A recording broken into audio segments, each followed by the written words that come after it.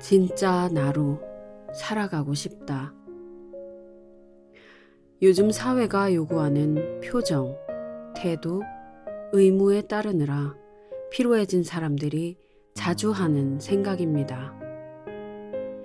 남의 눈을 의식하면서 살고 남이 의무라고 통념이라고 강요하는 규칙을 지키고 그 와중에 먹고 살려고 아둥바둥하다 보니 너무 지칩니다.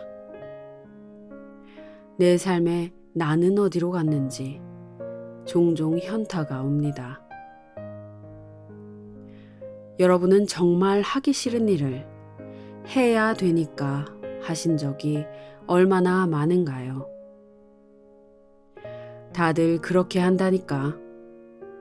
이런 게 예의 바른 거래. 이게 자식된 도리지. 이게 여기 규칙이래. 말도 안 되지만 그냥 지켜. 이렇게 속으로 궁시렁거리면서 말이죠.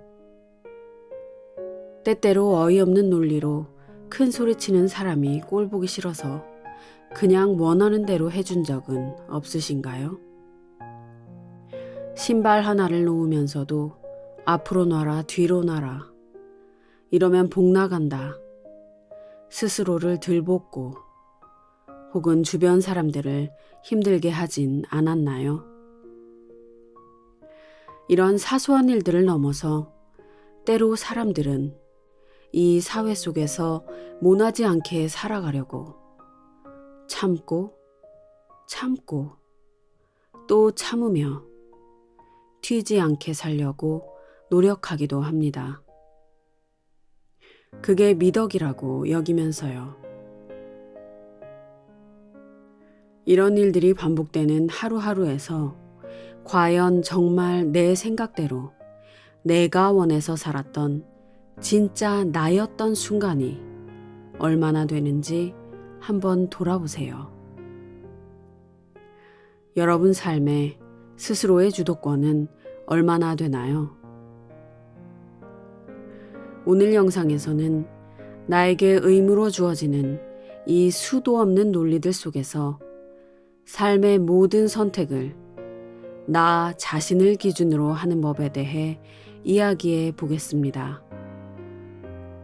다 듣고 난 여러분은 이제 조금 더 많이 나로 살아가게 되실 겁니다. 이 세상은 눈길 닿는 곳마다 의무천지다.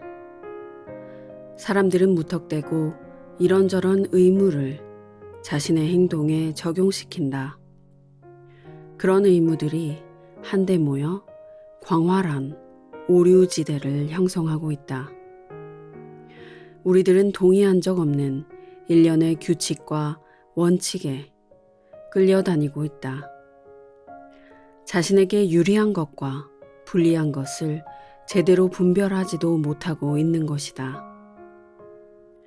절대적인 것은 없다. 늘 이치에 들어맞고 모든 경우에 최고의 선을 실현하는 법이나 규칙 따위는 없다.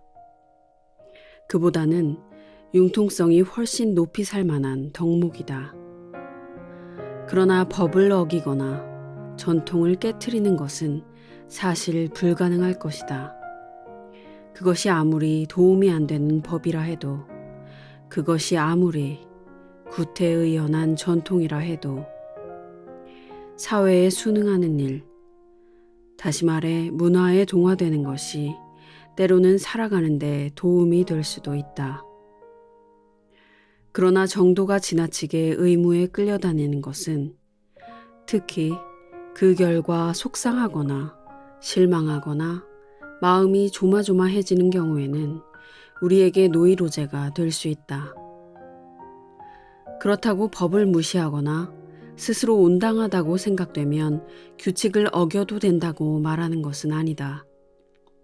법은 없어서는 안 되며 질서는 문명사회를 구성하는 중요한 요소다. 그러나 관습에 맹목적으로 매달리는 것은 완전히 별개의 문제다. 사실 그것은 규칙을 어기는 것보다 더 큰 해독을 끼친다. 불합리한 규칙이나 이제 더 이상 아무런 의미도 없게 되어버린 전통도 적지 않다. 준수해야 할 규칙이 이치에 닿지 않는 경우 사람들은 효율적으로 살아갈 수 없다. 바로 그때가 규칙과 자신의 행위를 다시 점검해 봐야 할 때다. 미국의 16대 대통령 에이브라임 링컨은 말했다. 나는 언제 어디서나 적용될 수 있는 정책을 수립해 본 적이 단 한 번도 없다. 항상 그 시점에서 가장 합리적인 정책을 실행하려고 노력했을 따름이다. 그는 사례마다 적용할 수 있는 만능 열쇠 같은 정책 하나만을 맹목적으로 추구하지 않았다. 그 의도가 아무리 좋다 해도 말이다. 의무가 득이 되지 않는 경우는 건전하고 효과적인 행동을 방해할 때다. 의무라서 어쩔 수 없이 해야 하는 일이 성가시거나 쓸데없다고 느껴지는가? 그렇다면 우리는 선택의 자유를 포기하고 외부 힘의 통제를 받고 있는 것이다. 내 삶을 흐트러뜨리는 잘못된 의무들을 살펴보기 전에 내부에서 통제하는 힘과 외부에서 통제하는 힘을 자세히 살펴보자. 내부 지향적인 사람 대 외부 지향적인 사람. 현대 사회에서는 인성 편향이 자신의 내부가 아니라 외부로 더 기울어진 사람이 전체의 75%에 달한다. 바꿔 말하면 당신도 외적 범주에 드는 사람일 가능성이 크다는 의미다. 자신을 통제하는 중심이 외부에 있다는 것은 어떤 의미일까? 본디 외부 지향적인 사람이란 현재의 기분에 대한 책임을 자기 외부의 사람이나 상황에 묻는 사람이다. 가령 왜 기분이 나쁜가? 라는 질문에 부모님이 나를 구박해. 그녀 때문에 속상해. 내 친구들이 날 좋아하지 않아. 재수가 없어. 되는 일이 없어. 라고 대답한다면 그 사람은 외적 범주에 드는 사람이다. 반대로 왜 그토록 기분이 좋은가? 라는 물음에도 내 친구들이 내게 잘해줘서, 운이 트여서, 아무도 날 귀찮게 하지 않아서, 그녀가 내 마음을 잘 알아줘서 라고 대답하는 사람 역시 외적 구도 안에 드는 사람이다. 자신의 감정에 대한 책임을 자기 외부의 사람이나 상황에 묻고 있기 때문이다. 자기 마음의 심지를 내부에 두는 사람은 감정에 대한 책임을 자신의 어깨 위에 당당히 올려놓는다. 그러나 요즘 세상에서 그런 사람은 찾아보기 힘들다. 그런 사람은 앞서 말한 것과 똑같은 질문을 받을 경우 내부 지향적인 답을 한다. 내가 잘못 생각했어. 또는 내가 다른 사람 말에 너무 신경을 썼어. 난 다른 사람의 생각에 전전긍긍하는 경향이 있어. 내가 지금 너무 약해져 있나 봐. 기분이 안 좋아. 난 어쩜 이리도 비참한 감정을 잘 추스르지 못하는 걸까? 하는 식이다. 마찬가지로 내적으로 정돈된 사람은 기분이 좋을 때에도 나를 말하는 주체로 사용한다. 난 기분이 좋아지도록 애썼어. 스스로 열심히 노력했어. 내 생각이 옳아. 나에 대한 책임은 내게 있어. 난 그러기로 마음먹었는걸? 이라고 답한다. 이렇듯 자신의 감정에 대한 책임을 자기 자신에게 묻는 사람이 25%, 외부 탓으로 돌리는 사람이 75% 정도다.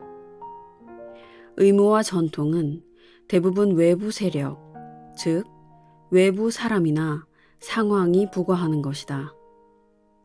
의무라는 무거운 짐에 눌린 채 다른 사람들이 규정한 관습을 깨뜨릴 수 없다면 그 사람은 외부의 자루 속에 완전히 들어가 앉아 있는 것이다. 운명론자, 결정론자 또는 재수운운하는 사람들은 외부지향적인 사람들이다. 인생은 미리 설계되어 있어서 정해진 길을 따라가기만 하면 된다고 믿는 사람들. 그들은 그 길에서 한치도 벗어나지 못하게 하는 갖가지 의무들을 짊어지고 평생 낑낑댄다. 나를 외부의 힘에 내맡기는 사람은 결코 자기 실현을 구할 수 없다. 제대로 잘 살아가는 사람이란 인생의 문제란 문제는 모두 제거하는 사람을 말하는 게 아니다. 자기 마음의 심지를 자신의 외부에서 내부로 돌릴 줄 아는 사람이다. 그리고 기분이 좋건 좋지 않건 그 기분에 대한 책임을 스스로 떠맡는 사람이다. 우리는 다른 사람들이 정한 터무니없는 규칙이나 규정이 얼기설기 얽혀있는 미로 속을 기계적으로 돌아다니고 있는 로봇이 아니다. 규칙이라는 것에 대해서 좀 더 냉정하게 다시 살필 줄 아는 것. 자신의 생각이나 감정이나 행위에 대해 내부 통제력을 발휘하는 것은 누구에게나 가능한 일이다. 비난과 영웅화의 양극단에 빠지다. 비난은 어떤 일에 대한 책임을 떠안고 싶지 않을 때 요긴하게 꺼냈을 수 있는 꽤 괜찮은 방법이다. 뿐만 아니라 그것은 외부지향적인 사람들에게 피난처의 역할도 해준다. 모든 비난은 시간 낭비다. 다른 사람의 흠을 잡고 비난해도 자신은 하나도 변하지 않는다. 자신의 불행이나 좌절을 눈가림하기 위해 그 원인을 외부에서 찾으면서 자신에게 쏠릴 시선을 다른 곳으로 돌리게 하는 것이 고작이다. 비난이라는 것 자체가 어리석은 행동이다. 가끔 효과가 있을지는 몰라도 그 효과가 자신에게 나타나지는 않는다. 상대방으로 하여금 자책감이 들게 할 수는 있지만 그걸로 자신이 불행한 원인을 바꿀 수는 없다. 자신의 불행을 곱씹어 생각하는 일은 그만둘 수 있을지는 몰라도 그 원인을 바꾸는 것은 불가능하다. 다른 사람들에게 지나치게 신경을 쓰다 보면 비난 아니면 영웅 숭배라는 양극단의 행동에 빠지게 된다. 영웅 숭배란 다른 사람의 눈을 통해 자신의 가치를 정하는 것이다. 아무개가 이렇게 행동하면 나도 그렇게 해야 한다는 식으로 영웅 숭배는 일종의 자기 부정이다. 영웅 숭배는 다른 사람들을 자신보다 중요하게 생각하고 자기 실현을 자신의 외부 세계와 결부시킨다. 다른 사람들 또는 그들이 이룬 행적의 가치를 인정하는 것 자체에는 자멸적인 요소가 없다. 그러나 자신의 행위를 지나치리만큼 다른 사람의 기준에 맞추려 하면 자기 실현에 방해가 되는 오류지대로 들어가게 된다. 당신의 영웅도 모두 보통 사람이다. 그들도 모두 인간이다. 날마다 하는 일도 당신과 똑같다. 가려우면 긁고 아침에 일어나면 입냄새를 풍긴다. 누군가를 영웅시하는 것은 모두 쓸데없는 노력이다. 영웅시한 사람들이 당신에게 가르쳐주는 것은 하나도 없다. 그리고 어느 모로 보나 당신보다 나을 것도 없다. 정치인, 배우, 운동선수, 가수, 상사, 치료사, 교사, 배우자 등은 모두 자신이 하고 있는 일에 능숙할 따름이지 그 이상도 이하도 아니다. 그런데도 그들을 영웅으로 만들고 자기보다 높은 위치로 승격시킨다. 이것은 내가 기분 좋은 것도 다른 사람 때문이라고 생각하게 만드는 이상한 주머니를 몸 밖에 차고 있는 것과 같다. 한편으로는 다른 사람을 비난하고 또 다른 한편으로는 숭배하고 있다면 목이 길어져라 다른 사람들만 쳐다보는 바보 나라에 살고 있는 것이다. 자신의 감정이나 의무에 대한 원인을 외부에서 찾는 것은 어리석기 짝이 없는 행동이다. 스스로에게 책임을 묻고 스스로의 공을 인정하는 것이야말로 그런 오류지대를 없애는 첫걸음이다. 영웅은 자기 자신이다. 비난이나 영웅 숭배 행위에서 벗어나면 나의 중심이 외부에서 내부로 옮겨진다. 흑백 논리의 덫. 지금 설명하려고 하는 옳고 그름의 문제는 종교적, 철학적, 도덕적인 옳고 그름과는 아무 관계가 없다. 여기에서는 다른 영역, 다시 말해 나와 옳고 그름에 대한 내 생각이 나의 행복에 어떤 방식으로 어떤 방해를 하는가를 살핀다. 어쩌면 옳은 것은 선이나 공정함을, 그른 것은 악이나 부정함을 의미한다는 생각을 갖고 있을지도 모르겠다.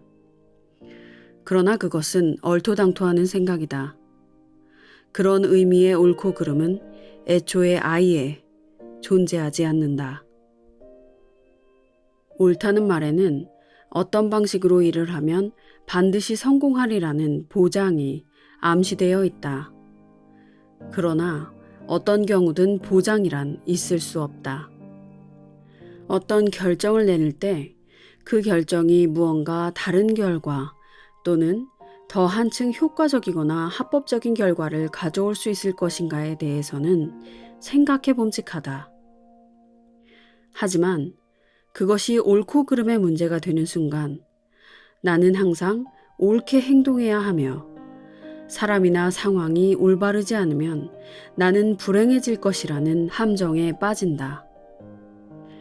올바른 대답을 찾아야 한다는 생각은 6장에서 살펴본 미지의 세계를 피하고 확실성을 구하는 태도와 관련이 있다.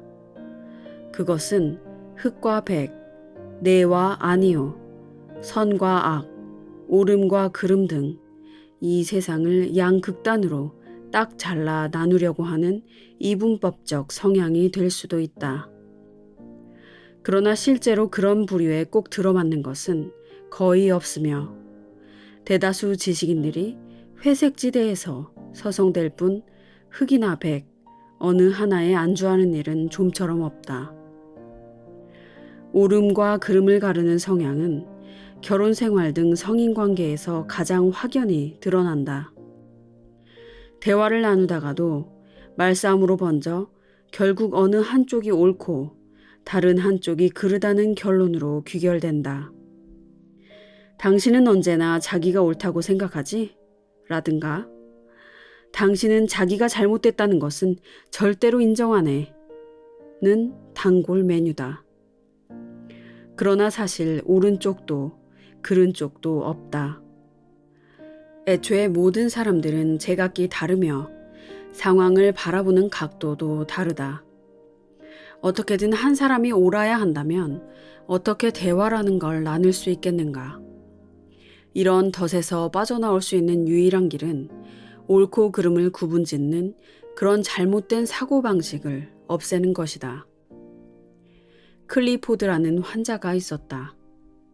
그는 날마다 사사건건 부인과 아웅다웅하는 결혼 생활을 하고 있었다. 나는 그에게 부인의 생각이 얼마나 잘못된 것인지 납득시키려 들지 말고 의당 어떠어떠해야 한다는 생각을 접으십시오. 그리고 서로 대화를 나누는 게 어떻습니까? 부인이 당신과 다른 사람이라는 것을 인정하기만 하면 끈덕지게 옳고 그름만 따지다가 결국 기운이 빠지고 마는 그런 끝도 없는 주장을 하지 않아도 될 겁니다. 라고 말했다. 그는 후에 그런 노이로제적인 집착을 내던질 수 있었고 대화와 사랑을 회복할 수 있었다. 옳다, 그르다 등의 표현은 하나같이 이런저런 의무를 전제로 한다. 그리고 그런 의무들은 우리의 앞길에 방해가 된다. 특히 다른 사람이 내세우고 있는 의무와 상치될 경우에는 더더욱 그렇다. 올바른 선택이란 없다. 결정을 내리는 일이 버거운가? 지극히 사소한 일에서조차 말이다. 이것은 옳고 그름의 이분법적 성향이 낳은 직접적인 부산물이다. 우유부단은 옳고 싶다는 바람에서 비롯된다. 결정을 뒤로 미루면 틀렸다고 생각될 때마다 느끼는 불안에 대처할 필요가 없어진다. 결정을 내릴 때 일단 옳고 그름의 기준을 내던지면 훨씬 쉽고 명쾌해진다. 어떤 대학을 지원해야 할지를 놓고 도무지 결정을 내리지 못한 채 어쩔 줄 몰라 했던 경험이 있는가? 결정을 내린 후에도 마찬가지다. 어쩌면 그 결정이 틀린 것이 아닐까 생각하게 된다. 자, 이제부터는 그 결정 과정을 이렇게 바꾸자. 틀림없는 대학 같은 것은 없어. A 대학을 택하면 이런 결과가 있을 테고 B 대학을 택하면 저런 결과가 있을 뿐이야. 옳은 선택이란 없다. 다른 선택만 있을 뿐이다. 그리고 A 대학을 선택하든 B 대학, G 대학을 선택하든 보장이란 있을 수 없다. 어떤 결정에서 일어날 수 있는 결과를 옳고 그름, 선악, 심지어는 우열로 판단하지 않는다면 우유부단이라는 노이로제에서 벗어날 수 있다. 그저 다를 뿐이다. 마음에 들어 산 옷을 입는 모습은 다른 옷을 입었을 때와 그저 다를 뿐이다. 정확하지도 않을 뿐더러 자신을 망가뜨리기까지 하는 옳고 그름의 이분법을 집어치우면 결정을 내리는 일이 간단해진다. 지금 어떤 결과를 더 선호하는지를 택하는 단순한 문제가 되는 것이다. 그리고 이미 내린 결정에 대해 후회하기 시작하면 다음 기회에 다른 결정을 내릴 생각에만 매여서 지내게 된다. 후회는 시간 낭비다. 과거에서 계속 살게 되는 것이니까. 아마도 그 다른 결정이란 앞서 내린 결정이 가져다 주지 못했던 결과를 안겨줄 그런 결정일 것이다. 어떤 경우에도 옳고 그름을 가르는 일에 빠져들지는 말라. 어떤 것도 다른 것보다 더 중요하지 않다. 조개껍데기를 수집하는 아이는 중대한 결정을 내리는 제너럴 모터스의 사장보다 더 옳은 일을 하는 것도 더 그른 일을 하는 것도 아니다. 그 둘은 서로 다를 뿐이다. 단지 그뿐이다. 그릇된 생각은 나쁘니까 말로 표현되어서는 안 되며 올바른 생각은 권할 만한 것이라고 생각하는가. 자녀나 친구들, 배우자에게 옳은 일이 아니면 말하거나 행할 가치가 없다고 말하는가. 여기에는 위험이 도사리고 있다. 그런 권위주의적인 태도가 전국적, 세계적 규모로 확대된다면 결국 독재로 이어진다. 옳다는 것은 누가 결정하는 것인가? 이것은 결코 만족스러운 답을 구할 수 없는 질문이다. 법은 옳고 그름을 가리지 않는다. 합법적인지의 여부를 가릴 뿐이다. 지금으로부터 100년도 훨씬 이전에 영국의 경제학자이자 철학자 존 스튜어트 밀은 자유론에서 이렇게 적었다. 우리가 억압하려고 애쓰는 의견이 잘못된 의견이라고 결코 확신할 수 없다. 설령 확신한다 해도 그 의견을 억누르려는 것 역시 잘못된 행동이다. 자신이 얼마나 효과 있게 살아가느냐는 옳은 선택을 내리는 능력으로 가늠되지 않는다. 어떻게 살아가기로 했든 어떻게 감정을 다스리느냐가 현재 자신이 얼마나 짜임새 있게 살고 있는가를 알 수 있는 훨씬 좋은 척도다. 올바른 선택은 마음 한구석에서는 절대 따르고 싶지 않은 의무인 경우가 많기 때문이다. 이 새로운 사고방식은 두 가지 이점이 있다. 첫째, 그런 무분별한 의무를 버리고 좀 더 자신의 내면으로 눈을 돌릴 수 있게 한다. 둘째, 옳고 그름이라는 잘못된 범주가 없어지면 결정을 내리는 일이 예전보다 한층 수월해진다. 의무감에 끌려다니는가? 의무를 끌어안고 사는 경향을 미국의 심리학자 엘버트 앨리스는 이런 말을 만들어 표현했다. 머스터베이션. 반드시 해야 한다는 강박관념을 마스터베이션에 비유한 말이다. 하고 싶은 행동은 따로 있지만 의무를 느끼는 대로 행동하지 않고서는 못 배긴다면 그때마다 머스터베이션을 하고 있는 셈이다. 영국 태생의 미국의 정신과 의사 카렌 호나이는 노이로제와 인간의 성장이라는 책에서 이 주제에 한 장 전체를 할애했다. 그녀는 의무가 자행하고 있는 전횡이라는 소제목 아래 이렇게 지적했다. 의무는 언제나 압박감을 자아낸다. 의무를 행동으로 실행하려 들수록 그 압박감은 더욱 커진다. 더군다나 의무는 늘 외부지향적인 속성이 있어서 여러 측면에서 인간관계를 교란시키는 데 기여한다. 삶의 대부분이 의무에 끌려다니고 있지는 않은가 돌아보자. 동료에게 친절해야 한다고, 배우자에게 힘이 되어줘야 한다고, 자녀에게 보탬이 되어야 한다고, 항상 열심히 일해야 한다고 생각하고 있지는 않은가. 그리고 그런 의무 가운데 하나라도 지키지 못하면 여지없이 스스로를 책망하고 캐런 호니가 말한 압박감과 혼란을 떠안고 있는 것은 아닌가. 어쩌면 그런 의무들은 당신 차지가 아닐지도 모른다. 그런 의무들이 실은 다른 사람의 것이며 당신은 단지 빌려왔을 뿐이라면 당신은 머스터베이션을 하고 있는 꼴이다. 해야 할 일 못지않게 하지 말아야 할 일도 많다. 예컨대 무례하게 행동해서는 안 된다. 화를 내서도, 어리석어서도, 바보 같아서도, 유치하게 굴어서도, 음탕해서도, 침울해서도, 공격적이어서도 안 된다. 그러나 그럴 때마다 머스터베이션을 할 필요는 없다. 절대로. 덜렁대거나 이해력이 부족하면 좀 어떤가.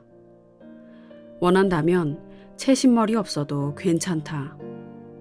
아무도 나에게 점수를 매기고 있지 않다. 다른 사람이 하라는 대로 하지 않아도 나를 벌줄 사람은 아무도 없다. 어떻게 저렇게는 되고 싶지 않다고 생각하는 그런 사람이 될 수 있겠는가? 그것은 불가능한 일이다. 애초부터 어긋난 기대치를 만족시킬 수는 없는 노릇이기에 의무는 어떤 것이든 압박감을 자아내도록 되어 있다. 그런 압박감은 품이 없고 비협조적이며 신중하지 못한 행동들에서 비롯된 것이 아니다. 의무라는 강요로부터 생겨난 것이다. 사회에서 정한 맹목적인 의무들. 에티켓은 쓸모없고 바람직하지 못한 사회화의 절묘한 예다. 에티켓의 바이블이라 불리는 에티켓 기본서의 저자 에밀리 포스트, 에티켓 저술가 에이미 밴더빌트, 인생상담 칼럼니스트 에비게일 벤 뷰런의 책에 적혀 있다는 이유로 사람들이 지켜야 하는 그 자잘하고 무의미한 규칙들을 떠올려 보라. 통옥수수는 이렇게 먹어라. 아버지가 먼저 수저를 든 후에 먹어라. 소개할 때에는 먼저 남자를 여자에게 소개하라. 교회 결혼식에서는 어느 쪽에 앉아라. 팁은 어느 정도가 적당하다. 저 옷을 입어라. 이런 말씨를 써라. 그리고 스스로 해결하려 하지 말고 책을 찾아봐라. 좋은 에티켓에는 다른 사람을 향한 배려가 들어있음이 틀림없지만 그중 90% 정도는 일회성의 임시적이며 의미 없는 규칙들이다. 올바르다고 해서 올바르다고 정해져 있는 방식 같은 것은 없다. 오직 내 결정이 나에게 온당하다. 그 결정 때문에 다른 사람들과 더불어 살기 어려울 정도가 아니라면 말이다. 사람들을 어떻게 소개하든 그건 내 마음대로다. 팁을 어떻게 주든 무얼 입든 어떤 식으로 말하든 어디에 앉든 어떻게 먹든 철저하게 내 마음 가는 대로 하면 되는 것이다. 뭘 입어야 하지? 또는 어떻게 행동해야 하지?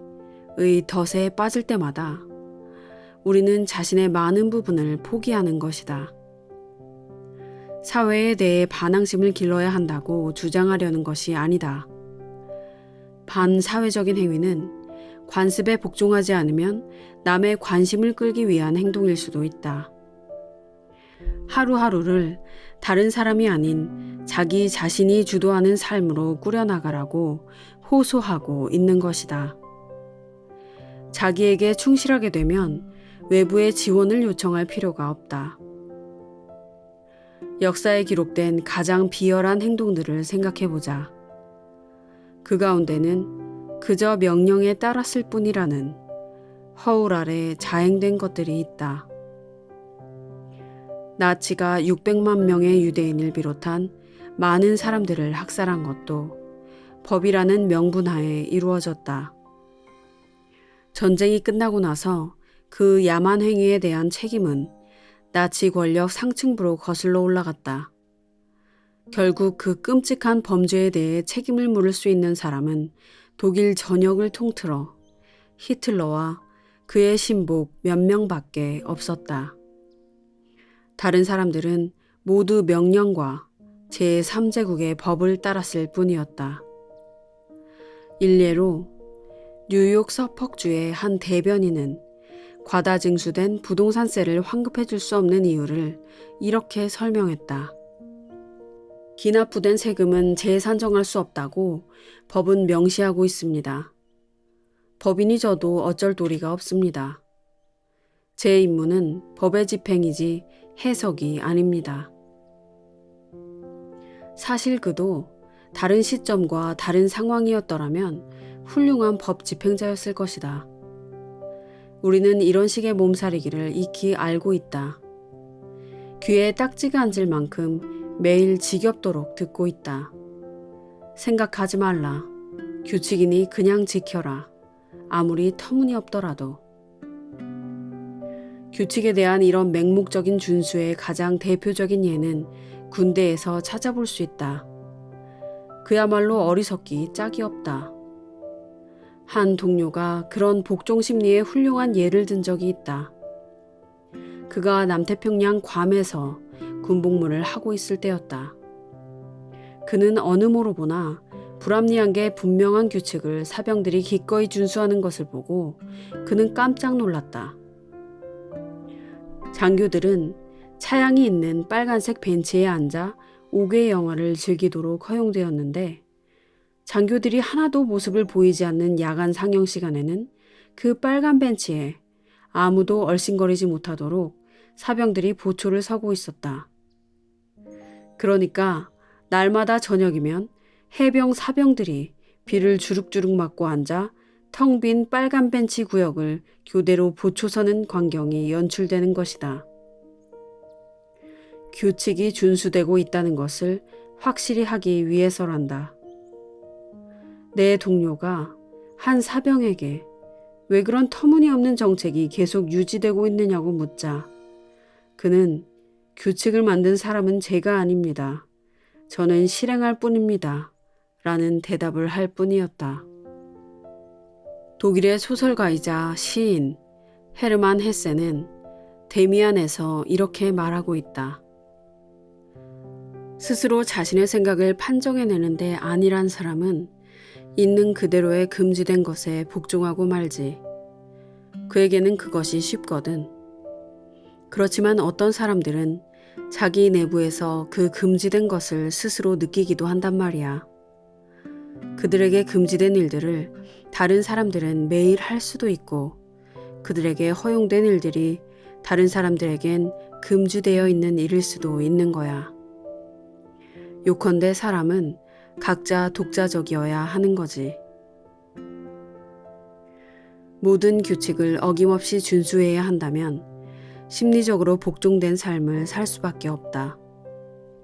그러나 우리 문화는 법을 어기는 것이 불량한 일이며 법에 저촉되는 행위는 감히 생각조차 해서는 안 된다고 가르치고 있다.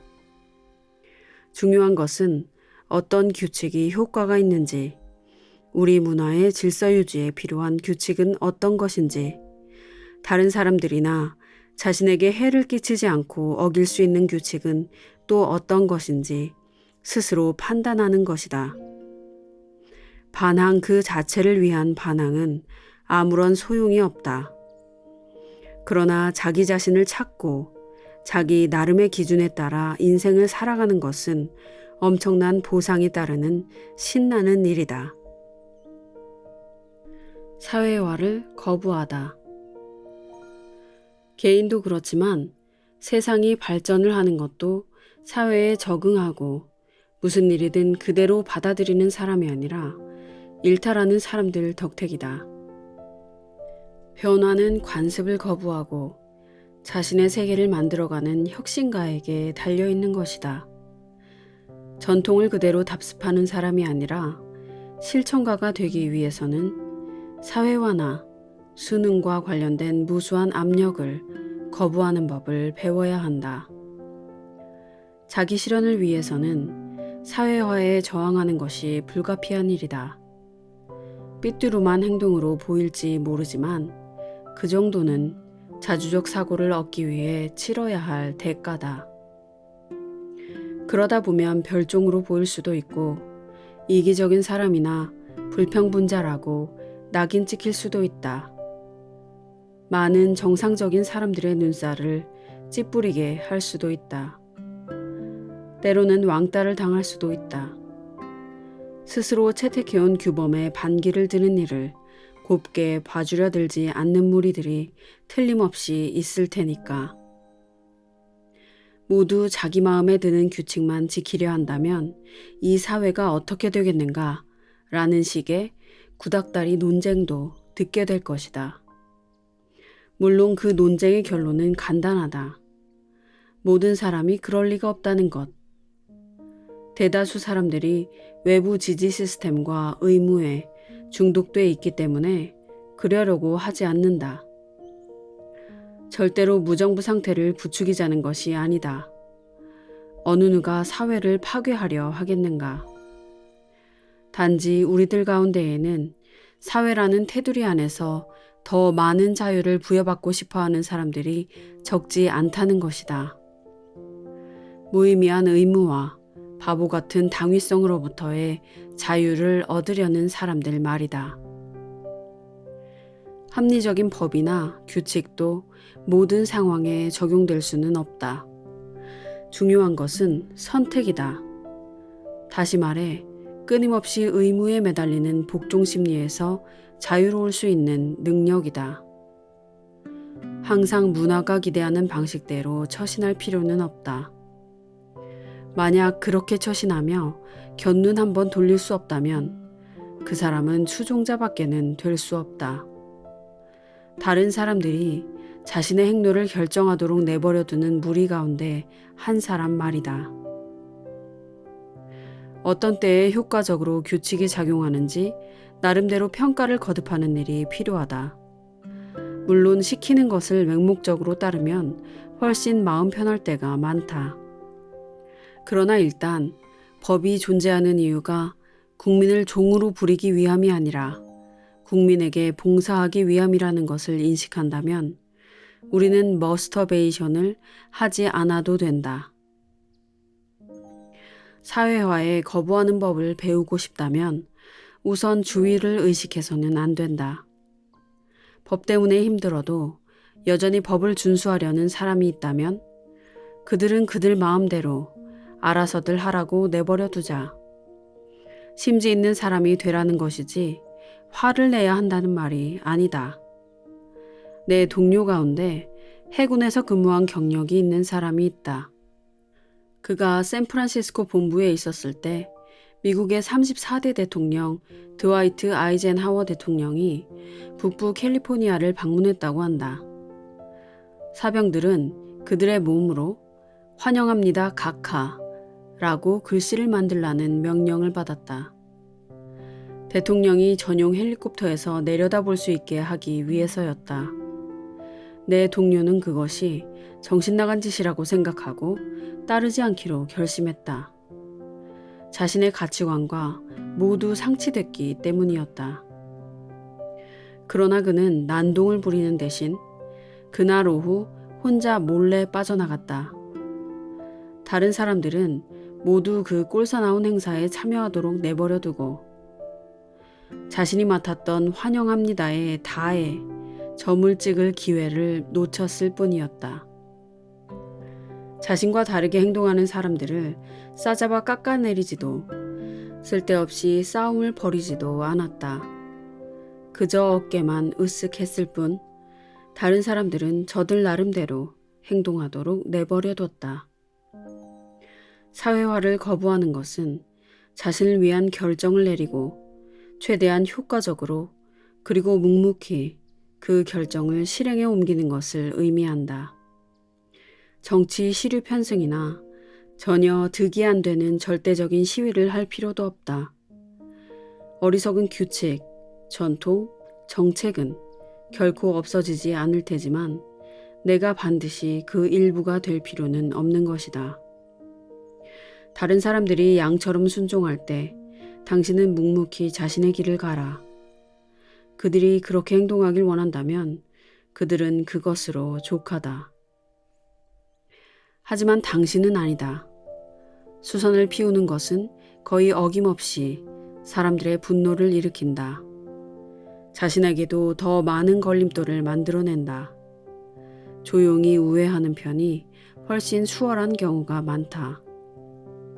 자신이 원하는 사람이 될 것인지 다른 사람들이 원하는 사람이 될 것인지는 스스로 결정할 수 있다. 결정은 당신 자신의 몫이다. 우리 사회에 변화를 가져온 새로운 아이디어들은 대개 한때 비난을 받았다. 그 가운데 상당수는 법에 어긋나기까지 했다. 진보란 더 이상 먹혀들지 않는 한물간 규칙에 정면으로 맞서는 것이다. 에디슨, 헨리 포드, 아인슈타인, 라이트 형제들도 성공하기 전까지 사람들의 비웃음을 샀다. 불합리한 정책에 맞서기 시작하는 것도 처음에는 다 그렇다. 관습을 떠나 즉흥적으로 사고하라.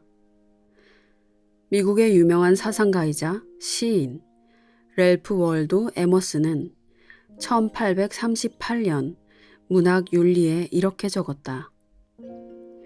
인간은 진부라는 맷돌을 하염없이 돌리고 있다. 하지만 맷돌에서 나오는 것은 오로지 그 맷돌에 집어넣은 것뿐. 하지만 관습에 얽매이지 않고 즉흥적 사고를 택하는 순간 시, 위트, 희망, 미덕, 교훈적 일화 등 온갖 것들이 와르르 쏟아져 나와 인간을 도와준다. 이게 얼마나 멋진 생각인가. 관습에 얽매이면 우리는 언제까지고 현상 유지만 할 것이 틀림없다. 그러나 관습의 장벽을 깨면 세상을 내 마음대로 창의적으로 주무를 수 있다. 자신의 행동을 스스로 평가하고 자신을 신뢰하면서 그때그때 결정을 내리도록 하라. 평생을 대충 방침과 전통 사이를 오가면서 답을 구하는 일을 그만두라. 마음 가는 대로 나만의 행복의 노래를 부르라. 행복이란 모름지기 어떤 것이어야 한다는 공식을 만들지 말라. 초등학교 5학년 때쯤 그야말로 사회화되기 위해 애썼던 기억이 납니다. 같은 행동을 해도 어떤 사람은 칭찬을 하고 어떤 사람은 비난을 하는 세상이 도무지 이해가 되지 않았습니다. 그야말로 어떤 것이 옳은 것인지 알 수가 없었습니다. 이 세상이 주로 옳고 그름으로 돌아간다는 걸, 나도 그것을 기준으로 선택하는 게 편리하다는 걸 본능적으로 알았던 것 같습니다. 물론 내 주관으로 살아가는 방법이 있다는 것조차 알지 못했지만요. 그래서 대부분의 사람들이 찬성하는 것이 무엇인가? 이 사회가 받아들이는 것과 뱉어내는 것이 무엇인가를 그 이후로 굉장히 면밀히 관찰했던 것 같습니다. 생존을 위해서였죠. 지금 와서 생각해보면 그 아이의 발버둥이 안타깝고 어리석었다고 밖에는 할 말이 없습니다. 그 어떤 일을 해도 욕하는 사람은 존재하고 어떤 행동도 모두의 사랑을 받을 수는 없으니 너는 그냥 너의 삶을 살라고 그 아이에게 알려주고 싶은 마음이지요. 저는 이 방식이 뭔가 잘못되었다는 걸 성인이 되고 나서 아주 오랜 시간을 들여서 내면의 고통으로 비싼 값을 치르며 알게 되었습니다. 어떤 것도 절대적으로 옳지 않고 사회의 문화나 통념, 심지어는 법도 그럴진데 어떤 개인의 말에는 더더욱 절대적 옳음은 없다는 것을요. 외부 세계를 살피느라 나 자신에게 참 소홀했구나. 내가 뭘 좋아하고 원하는지 정말 몰랐구나 하고 생각했습니다. 그리고 저는 서서히 변했고 지금도 여전히 변해가고 있습니다. 여러분도 내용은 제각기 다르겠지만 이와 비슷한 경험들이 있으시리라 생각합니다. 사회 속에서 남을 의식하지 않고 내 주관대로 산다는 건 많은 용기를 필요로 합니다. 욕먹을 용기, 비웃음 당할 용기, 유명한 책 제목처럼 미움받을 용기가 말이죠. 그럼에도 나 자신으로 사는 것이 더 중요하다고 결단할 용기도 필요합니다. 이렇게 결단하신 분들이라면 소위 자아 실현에 성큼 다가가신 겁니다. 이런 거창한 말이 아니더라도 쉽게 말해 좀 더 내가 원하는 걸 하는데 집중하면서 살게 된 거죠.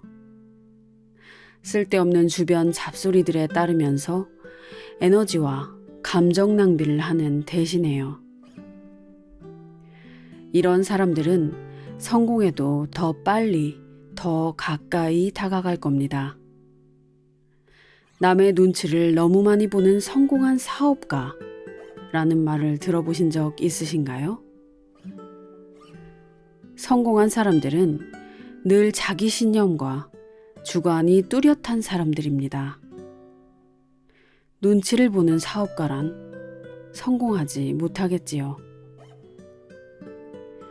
여러분이 이제 삶의 순간들에서 좀 더 나 자신이 중심이 된 선택을 하고 내가 원하는 삶을 선택해 간다면 여러분은 곧 진짜 나 자신이 누구인지 보게 되실 겁니다. 내가 무엇을 진정으로 원했고 무엇을 해낼 수 있는 사람인지 말입니다. 지금 이 순간 어떤 다짐을 하고 계신가요?